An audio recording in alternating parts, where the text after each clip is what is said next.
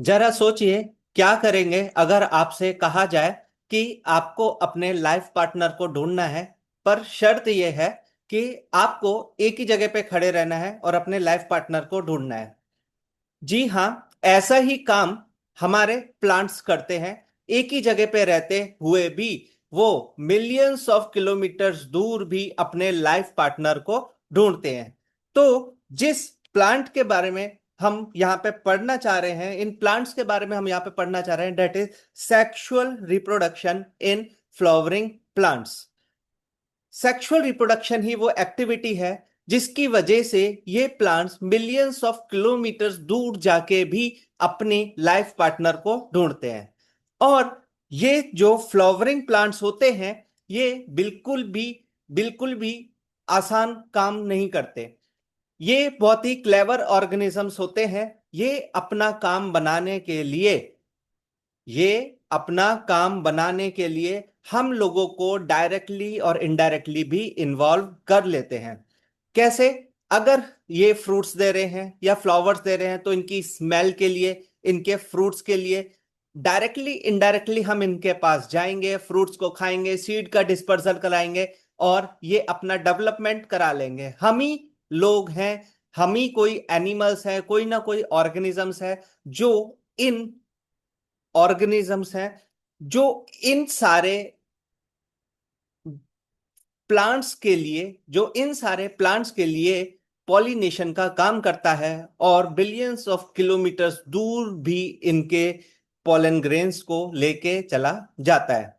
नमस्कार, मैं हूं तुषार कुलश्रेष्ठ और हाइलोज एजुकेशन में आपका स्वागत है।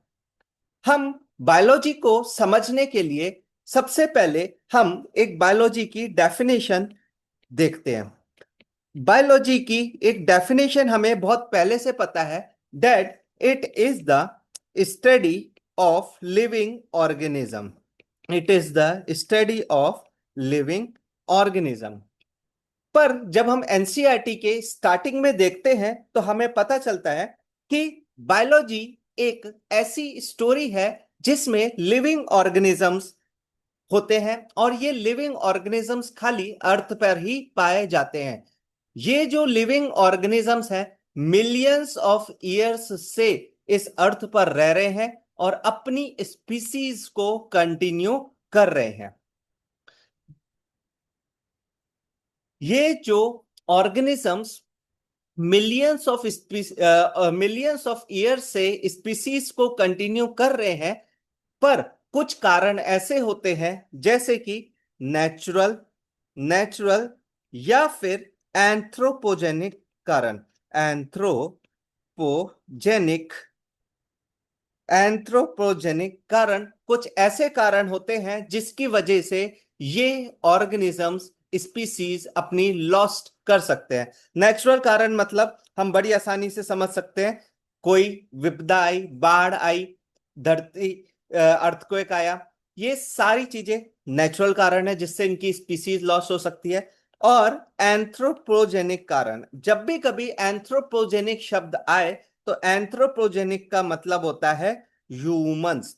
ह्यूमंस की एक्टिविटी की वजह से ह्यूमंस की एक्टिविटी की वजह से जो भी ये स्पीसीज लॉस्ट हो रही है, these all are anthropogenic extension. इन सबको ही हम एंथ्रोपोजेनिक एक्सटेंशन कहते हैं।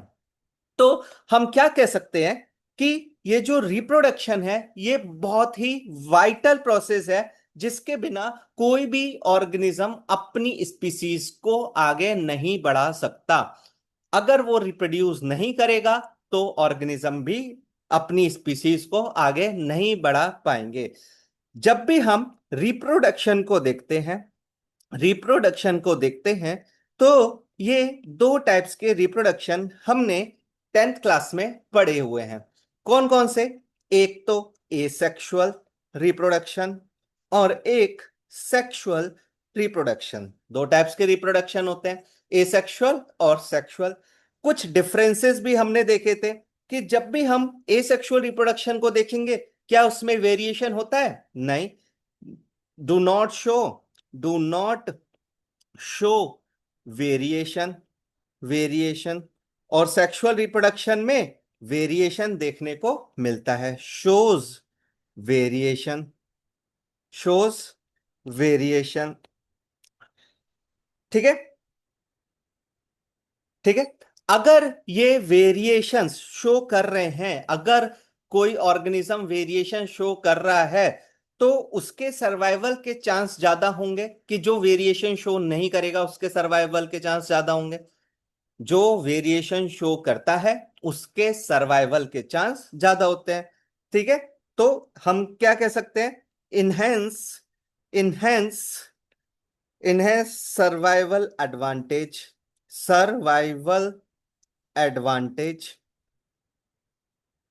ये अपने सर्वाइवल के एडवांटेज को इनहेंस कर सकते हैं और ये इनहेंस नहीं कर सकते हैं, क्योंकि हम फ्लावरिंग प्लांट्स के रिप्रोडक्शन के बारे में पढ़ रहे हैं।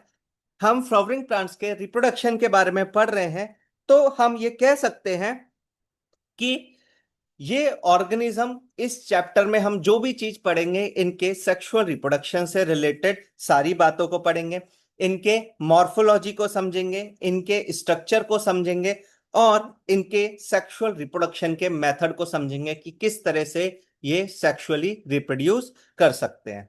चलो हम देख लेते हैं कहाँ पे, यहाँ पे। ठीक है, सारे पॉइंट्स जो हमने आपको बताया यहाँ पे लिखे हुए हैं आपके लिए नोट्स के फॉर्म में, ये सारी चीजें कवर की हुई हैं। इसको हम एनसीईआरटी में भी देख लेते हैं कि कहाँ पे लिखा हुआ है ये सारी चीजें। देखो ध्यान से, biology, life on earth while individual organism without continuing through millions of years. कितने ईयर से रह रहे हैं? मिलियंस ऑफ ईयर से रह रहे हैं। Each individual leave it's progeny asexual और सेक्सुअल मोड से।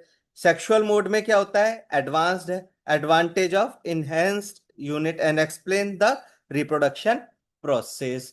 ठीक है, सेक्सुअल रिप्रोडक्शन एडवांटेजेस है क्योंकि इसमें सर्वाइवल के चांसेस ज्यादा इनहेंस देखने को मिलते हैं। तो इस चैप्टर में हम यही सब चीजें पढ़ने वाले हैं। आगे चलते हैं। एक साइंटिस्ट का नाम हमारे बुक में दिया हुआ है, दैट इज पंचान माहेश्वरी जी। कब से कब तक? 1904 से 1966 तक पंचान माहेश्वरी जी की देखने को मिलते हैं। ये बॉटनी के माने हुए व्यक्ति हैं। कहाँ के रहने वाले थे? जयपुर के। कब इनका जन्म हुआ था? 1904 में इनका जन्म हुआ था। One of the most distinguished botanist in India and the world. India और वर्ल्ड के माने हुए बॉटनिस्ट थे। जयपुर के रहने वाले थे और अपनी हायर स्टडीज डीएससी की पढ़ाई के लिए कहाँ शिफ्ट हो गए? इलाहाबाद शिफ्ट हो गए। इलाहाबाद में अपनी हायर एजुकेशन करी और यही करते करते इन्हें एक डॉक्टर डजन, ठीक है, डॉक्टर डजन जो कि एक अमेरिकन मिशनरी टीचर थे, उनकी टेक्निक्स से काफी ज्यादा प्रभावित थे। उनमें उनको बहुत ज्यादा उनकी टेक्निक्स में, उनकी बॉटनी में और उनकी मॉर्फोलॉजी की जो टेक्निक्स थी उनमें काफी ज्यादा इंटरेस्ट था। तो इन्होंने भी एम्ब्रियोलॉजिकल एस्पेक्ट से इस वर्क को पॉपुलराइज किया। एम्ब्रियोलॉजिकल एस्पेक्ट्स का मतलब है जो भी नया ऑर्गेनिज्म प्लांट्स के अंदर ग्रो हो रहा है, that is the embryological aspects, कि आखिर वो बना कैसे, एम्ब्रियो की फॉर्मेशन कैसे हुई, एम्ब्रियो का डेवलपमेंट कैसे हुआ, एम्ब्रियो ने क्या क्या न्यूट्रिशन लिया, किस तरह से न्यूट्रिशन लेके, ये सारे के सारे जो एस्पेक्ट्स हैं इसको हम एम्ब्रियोलॉजिकल एस्पेक्ट्स में देखते हैं। और popularize the embryological characters in taxonomy. Embryo के क्या क्या कैरेक्टर्स होते हैं उसको पॉपुलराइज किया। टैक्सोनॉमी से क्या लेना देना है? बहुत सारे प्लांट्स ऐसे होते हैं जिनको हम बाहर से देखते हैं तो बिल्कुल देखने में एक जैसे दिखाई देंगे, कोई भी डिफरेंस नजर नहीं आएगा। इन्होंने ही सबसे पहले हम लोगों को बताया कि प्लांट्स को खाली बाहर से नहीं देखा जा सकता, हमें उसके इंटरनल कैरेक्टर्स को भी देखना होगा। मतलब कि हम उनके एम्ब्रियोलॉजिकल कैरेक्टर्स को भी देखेंगे, उसकी एम्ब्रियोलॉजिकल टेक्सोनॉमी को भी देखेंगे, तब हम एक प्लांट्स और दूसरे प्लांट्स में डिफरेंशिएट कर सकते हैं।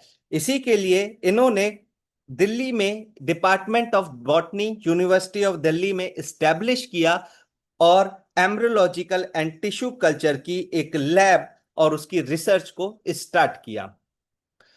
इनका कंट्रीब्यूशन खाली यहीं तक नहीं था। आर्टिफिशियल कल्चर क्या होता है? जब भी हमें कोई प्लांट्स को ग्रो कराना है तो विदाउट सीड हम उनको लैब में ग्रो कराते हैं, इमेच्योर एम्ब्रियोस को ग्रो कराते हैं, जिससे कि एक हेल्दी प्लांट एक हेल्दी प्लांट हम एक्सट्रैक्ट कर सके, हमें एक हेल्दी प्लांट मिल सके। ये सारा काम की स्टार्टिंग भी किसने की थी? पंचान महेश्वरी जी ने की थी। आगे ही इन्होंने और भी कई सारे काम किए, जैसे कि इन्होंने टेस्ट ट्यूब फर्टिलाइजेशन और इंट्रा ओवेरियन पॉलिनेशन को भी प्रोत्साहित किया, जिससे कि टेस्ट ट्यूब में ही फर्टिलाइजेशन हो सके और पॉलिनेशन हमारी लैब में ही पॉसिबल हो सके, जिसकी वजह से इनको पूरे वर्ल्ड वाइड में जाना गया, सारे लोग इनको वर्ल्ड में जानने लगे। इसी के लिए, क्योंकि इन्होंने बहुत शानदार काम अपनी फील्ड में किए, इसीलिए इनको रॉयल सोसाइटी ऑफ लंदन में की एक fellowship, FRS fellowship for royal society of London मिली। इन्हें Indian science academy and several other institutions of excellence भी प्राप्त है। और खाली इतना ही नहीं, इन्होंने हमारी एनसीईआरटी की बुक्स में भी, जो शुरुआती एनसीईआरटी की बुक्स हुआ करती थी, उनमें भी हायर सेकेंडरी एजुकेशन में अपना योगदान दिया। किस ईयर में? 1964 में इन्होंने अपना बहुत इंपॉर्टेंट योगदान दिया। तो ये सारी चीजें पंचान महेश्वरी के बारे में आपको याद होनी चाहिए। इसमें से ये जो टेस्ट ट्यूब फर्टिलाइजेशन है, कि किसने टेस्ट ट्यूब फर्टिलाइजेशन पे वर्क किया और उसकी वजह से उन्हें वर्ल्ड वाइड अक्लेम किया गया, ये क्वेश्चन प्रीवियस ईयर में भी आ चुका है, अभी हम देखेंगे। उससे पहले हम एनसीईआरटी देख लेते हैं कि एनसीईआरटी ने क्या लिखा हुआ है। देखिए,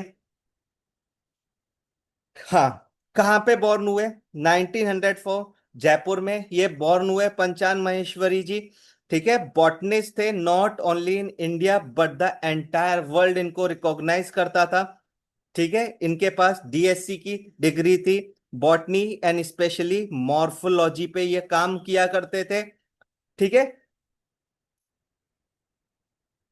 इन्होंने किस पे काम किया? Embryological aspects and popularize the use of embryological characters in taxonomy. Embryological aspects का मतलब आप समझ गए होंगे कि एम्ब्रियो का पूरा डेवलपमेंट देखना, कि एम्ब्रियो फर्टिलाइजेशन, जैसे ही कोई प्लांट्स फर्टिलाइज किए, फर्टिलाइज करने के बाद एक एम्ब्रियो का डेवलपमेंट किस तरह से हुआ, उसने न्यूट्रिशन किस तरह से लिया, ये सारी चीजें एम्ब्रियोलॉजिकल एस्पेक्ट्स में आ जाती हैं।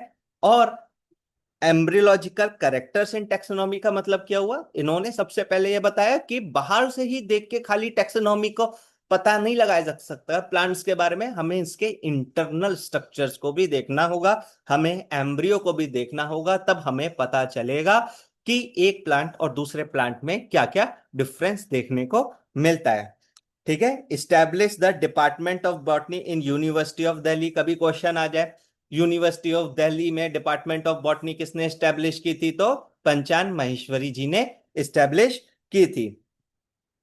ठीक है, honored with the fellowship of Royal Society of London and Indian National Science Academy and several other institutions of excellence, बहुत सारे एक्सीलेंस से इनको नवाजा गया है।